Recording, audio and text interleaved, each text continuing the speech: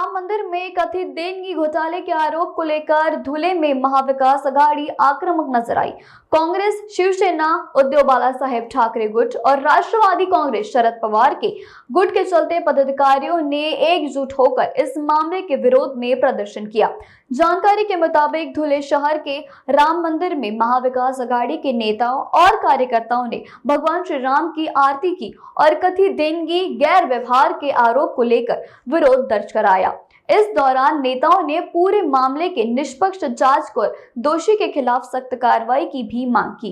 वहीं कांग्रेस जिला अध्यक्ष युवराज करणकार ने भाजपा पर गंभीर आरोप लगाते हुए कहा कि इस मामले में हिंदुओं की आस्था के साथ विश्वासघात हुआ है। फिलहाल इस मुद्दे को लेकर राजनीतिक आरोप प्रत्यारोप और भी तेज हो गए हैं।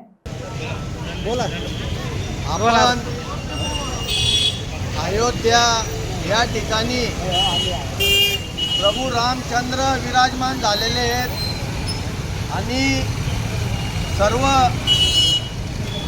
देशातील नागरिकांनी एक एक रुपया एक एक वीट गोळा करून सर्वांनी मदत केली आणि रामाचं मंदिर हे त्या ठिकाणी बांधलं गेलं आणि प्रभू रामचंद्र तिथे विराजमान झाले।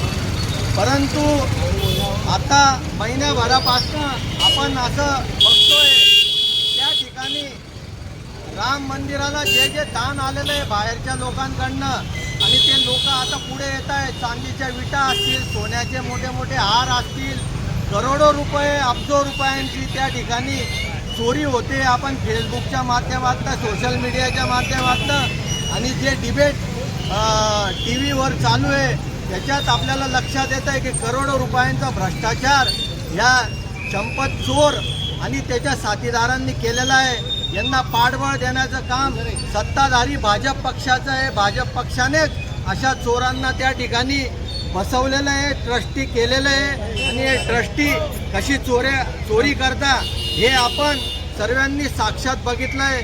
म्हणून आज आम्ही महाविकास आघाडीच्या वतीने सर्व काँग्रेस, शिवसेना, राष्ट्रवादी पक्षांच्या वतीने, मित्र पक्षांच्या वतीने प्रभू रामचंद्रांची या ठिकाणी आरती करणार आहोत आणि त्यांना क्षमा मागणार आहोत की या चोरांनी जे तुम्हाला लुटलं, तुम्हालाही सोडलं नाही। रामाच्या नावाने ज्यांनी मतं मागितले, निवडणूक लढवल्या आणि आज पण तेच करताय। प्रभू रामचंद्राच्या नावाने निवडणूक लढताय, निवडून येत आहे, चोऱ्या करून निवडून येत आहे आणि त्याच प्रभू रामचंद्राला लुटायचं काम सुद्धा या चोरांनी केलेलं आहे। यांचा आम्ही महाविकास आघाडीच्या वतीने जाहीर निषेध करतो आणि आता आम्ही प्रभू रामचंद्रांची आरती करणार आहोत या ठिकाणी।